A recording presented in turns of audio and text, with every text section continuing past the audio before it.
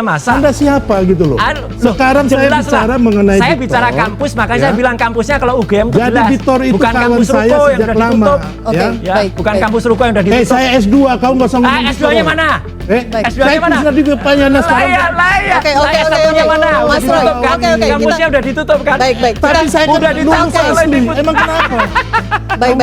Ngomong pribadi. Oke, kita tidak masuk ke ranah pribadi. Roy. Lah makanya kamu juga jangan Kau ngambil panci-panci di mana? Itu bohong. Itu bang, itu udah ada. Kau ngambil panci. Kudet. Kurang update. Kau ngambil panci-panci 2 truk bawa ke rumah kamu di Jogja. Bapak, kita ingin diskusinya lebih mencerahkan. Ini bodoh banget ini. Orang ini kudet Mas banget. Roy mohon Orang dijaga kudet kata-kata. Anda bawa panci. Enggak ada itu. Udah ada putusan pengadilan. Udah ada putusan pengadilan dan saya menang.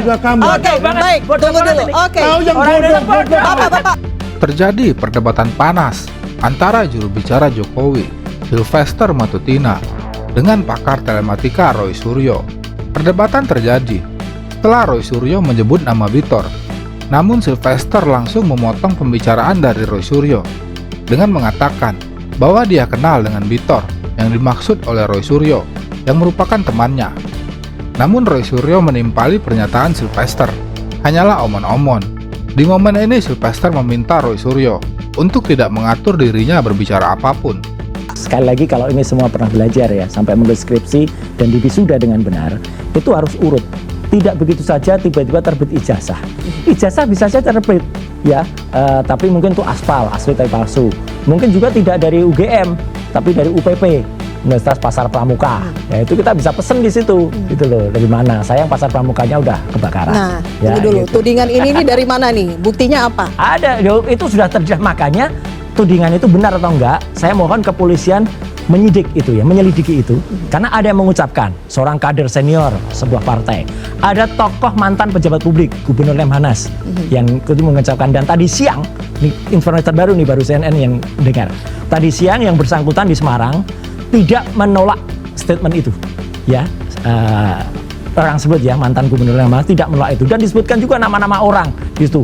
Ada 6 orang yang disebut. Ada Andi, ada Widodo, ada siapa. Tidak menolak atau no comment? Tidak menolak, karena dia bilang saya kenal dengan Victor gitu. Kemudian saya tahu peristiwa itu, saya ikut mengantar gitu ya. Jadi clear banget gitu. Selanjutnya perdebatan pun berlanjut dan semakin memanas setelah Roy Suryo menyatakan bahwa kampusnya asli di UGM, bukan seperti Sylvester yang kuliah di kampus Ruko yang telah tutup dan telah menjadi ruko pertokoan. Sylvester terlihat gugup dan gagap mendengar pernyataan dari sang pakar telematika. Tidak terima dengan pernyataan itu, Sylvester terlihat kesal dan marah kepada Roy Suryo dan langsung membahas masalah panci yang dulu pernah menyeret nama Roy Suryo. Namun langsung dijawab sang pakar telematika bahwa masalah panci sudah ingkrah di pengadilan dan ia dinyatakan menang. Ya kalau Victor saya juga kenal ya, dari 2014. Jadi Victor ini kalau kita ngomong dia akan lakukan apapun untuk sesuatu. Udah, ini clear. Victor itu teman saya. Ya, jadi contohnya di kantor staf presiden dia bilang, bro, kita pakai telepon ini untuk nelpon pengusaha. Itu Victor, bos. Oke. Jadi Kita disclaimer ini ya. Gak apa-apa. Ini biar aja nanti. Karena yang bersangkutan tidak hadir di sini ya. Yang bersangkutan tidak hadir di sini ya. Jangan. Ini pernyataan saya bisa saya pertanggungjawabkan. Ya tulis kalau pertanggungjawabkan. Anda nggak usah ngatur ya. Itu saya bicara mengenai kalau Victor itu sudah ada di media massa, ya, bisa Victor dipercaya. itu Kalau ini kawan kan baru saya. omong-omong.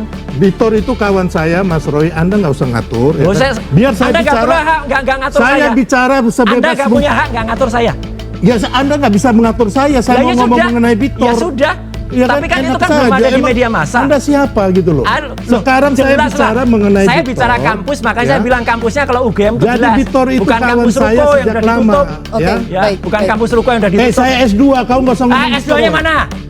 Saya mana? sudah di depannya sekarang. Layak. Oke, Saya S1-nya mana? Udah Mas Roy, ditutup kan? oke, Kampusnya udah ditutup kan? Baik. Tapi saya udah lulus ditangkap oleh asli. Diput. Emang kenapa? Baik. Ngomong pribadi. Oke, kita tidak masuk ke ranah pribadi. Lah makanya kamu juga jangan Kau ngambil panci-panci di mana? itu bohong.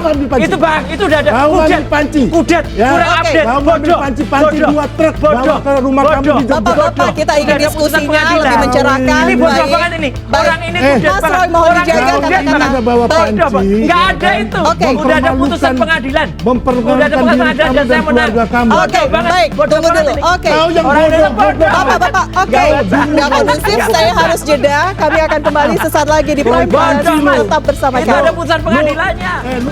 Yang pertama yang perlu saya sampaikan, dan ini banyak diidap oleh orang-orang yang mantan pejabat.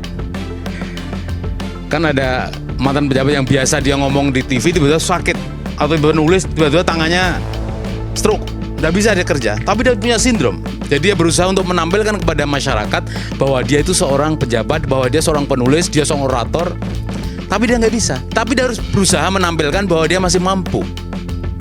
Dark syndrome. Yang pertama, nanti ingat kan diksi dark syndrome ini ingat ya nanti ya. Yang kedua, dulu banget di Italia. Jadi ada kisah rakyat, kalau di sini cerita rakyat. Itulah kisah Pinocchio. Oke. Apa kaitannya sama ijazah palsu ini? Itu pertanyaan saya sebenarnya. Saya ceritakan dulu. Ada cerita panjang lebar ini. Maka- Kaitannya apa? Sebuah buku namanya The Adventure of Pinocchio menceritakan itu. Lalu seorang profesor Tilmar namanya, itu di McGill University, itu bilang begini, ada orang kedua yang mengidap namanya Pinocchio Effect. Pinocchio Effect. Seandainya ini, ya saya potong dikit. Seandainya Pinocchio itu tidak hanya kalau dia bohong, kalau dia marah hidungnya panjang, Pak Silver tadi tambah panjang gitu.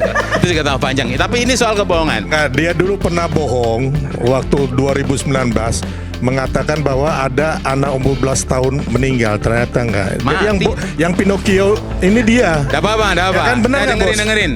Tahun 2019 ya kalau nggak salah Tapi ya. kampusnya udah nggak ada, kampusnya di Ruko itu ya. Oke. Pasti belum. Oke, kita lanjutkan hal itu kan ya. Tapi ijazah saya asli, kampus saya masih ada, nggak Ruko kampus saya. Kalau kampusnya Ruko, ngaco makanya.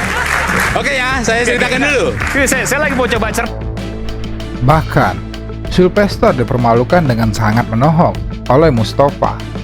Ketika Sylvester memotong pembicaraan dari Mustafa saat sedang menjelaskan soal Pinocchio Syndrome dengan mengatakan bahwa Mustafa lah yang pernah berbohong, namun langsung dibayar lunas oleh Mustafa dengan mengatakan bahwa setidaknya ijazah dia asli dan kampusnya masih ada dan tidak berubah menjadi ruko. Tapi sebagai anak bangsa, saya bilang tadi bahwa miris ya, negara lain sudah sampai ke bulan, ya kan? Mereka udah robotisasi dan sebagainya. Kita masih berkutat dengan hal-hal yang menurut saya remeh-temeh. Menurut saya, ya. Tapi Amerika juga remeh-temeh juga. Harvard versus Trump kan juga. Ya, jadi makanya ini Bang. Jadi kita sekarang ini bagaimana kita menghadapi situasi geopolitik dan ekonomi dunia yang tidak menentu. Dan saya berpikir bahwa come on lah, jangan sampai kita anak-anak bangsa ini diadu domba, ya.